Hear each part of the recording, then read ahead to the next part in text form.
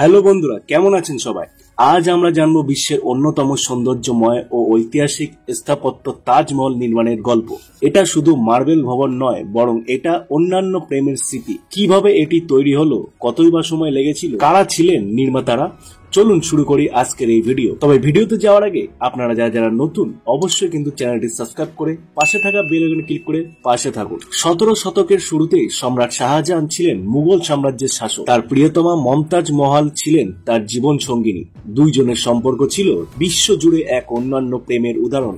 1631 সালে মমতাজ মহল সন্তান প্রসবের সময় মৃত্যুবরণ করেন। এই শোক এতটাই গভীর ছিল যে শাহজাহান স্থির করলেন তার ভালোবাসার স্মৃতিতে একটি মহাস্মৃতিস্তম্ভ তৈরি করবে। নির্মাণের পরিকল্পনা শুরু হয় 1632 সাল থেকে। ওস্তাদ আহমেদ লাহোরী ছিলেন প্রধান স্থপতি। তার সাথে আরো শত শত স্থপতি, কারিগর, শিল্পী যোগ দেন।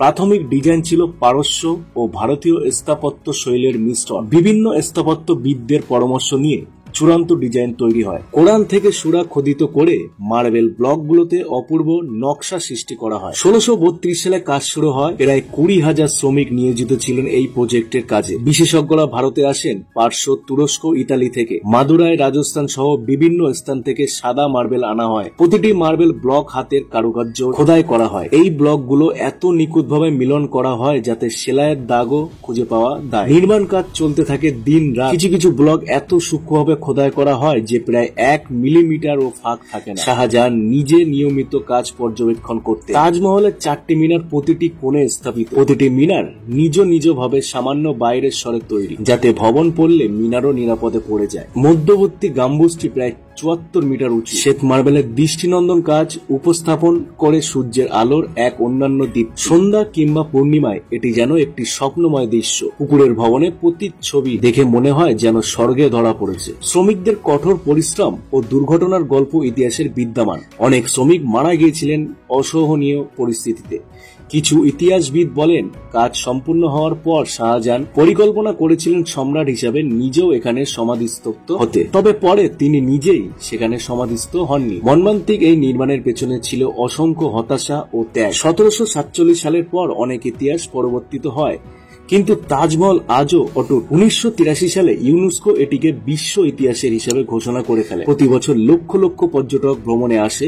তাজমহল শুধু স্থাপত্য নয়, এটি ভারতের গর্ব হিসাবে আজও আছে। আজকের দিনে তাজমহল শুধু পর্যটকের আকর্ষণ নয়, বিভিন্ন ছবি, চলচ্চিত্র ও গবেষণার বিষয়। তাজমহল রক্ষণাবেক্ষণের জন্য নিয়মিত সংস্কার ও পরিচর্যা করা হয়। প্রতি বছর বিশেষ উৎসবে বিশেষভাবে সাজানো হয় তাজমহলকে। পর্যটকরা সন্ধ্যা কিংবা পূর্ণিমায় দেখতে আসে এর অপরূপ রূপ। তাজমহল শুধুমাত্র মার্বেল ও স্থাপত্য নয়, এটি ভালোবাসার চিরন্তন প্রতীক। একটি মমতাজ মহলের স্মৃতিতে নির্মিত অপূর্ব স্থাপত্য, শাহজাহানের ভালোবাসা ও আবেগের নিদর্শন। আপনি যদি কখনো ভারতে যান, অবশ্যই দেখতেই হবে এই চিরন্তন সৌন্দর্য। আপনারা যদি এই ভিডিওটি পছন্দ করে থাকেন, লাইক, শেয়ার এবং সাবস্ক্রাইব করুন। আপনাদের মত কমেন্টে লিখুন। তাজমহল নিয়ে আরো কোনো দিক জানতে চান, পরবর্তী ভিডিওতে আমরা আরো একটি চমকপ্রদ গল্প নিয়ে আসব। ধন্যবাদ।